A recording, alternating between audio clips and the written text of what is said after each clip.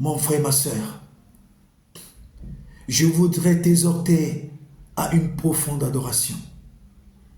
Je voudrais t'exhorter à une véritable adoration. Je voudrais t'exhorter à une adoration qui sort du fond de ton âme.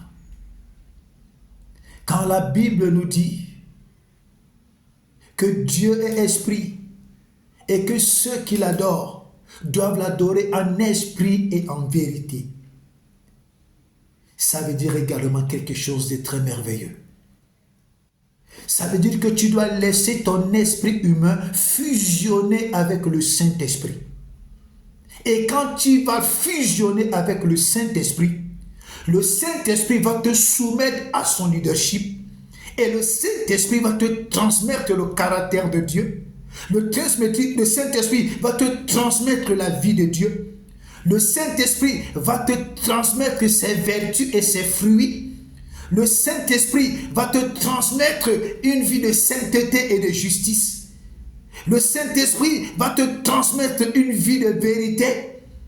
Et alors, tu seras totalement transfiguré dans tes trois dimensions, esprit, âme et corps. Et ton adoration va ébranler les fondements de la terre. Va ouvrir le grand trésor du ciel. Et ton adoration va t'introduire dans les parvis, dans l'intimité de celui qui s'appelle Yahweh. Et là, tu pourras entendre du marin audible les instructions qui viennent du trône de la grâce. Tout ne se résout pas toujours dans la prière. Il y a des situations qui se résolvent dans une vie d'adoration profonde, dans une véritable vie d'adoration, dans une véritable adoration, celle qui sort dans une vie de sainteté et de vérité, boostée par le Saint-Esprit. Mon frère, ma soeur, laisse-moi te dire quelque chose. Nous vivons les temps difficiles. La Bible dit que nous sommes dans les temps difficiles. Et que c'est ceux qui vont persévérer qui vont voir la gloire de Dieu. Nous vivons dans un monde aujourd'hui tellement perverti.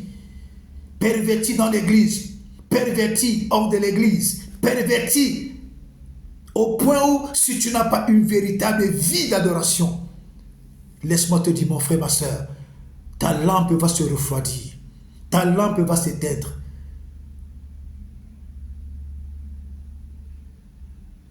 Pour demeurer vainqueur, pour demeurer debout, pour demeurer ferme, dans ces temps de la fin, nous avons besoin de fusionner avec le Saint-Esprit, de nous laisser transformer, de nous laisser guider, de nous laisser totalement sous le leadership du Saint-Esprit, afin que les choses soient excellentes, les choses soient parfaites. Frères et sœurs,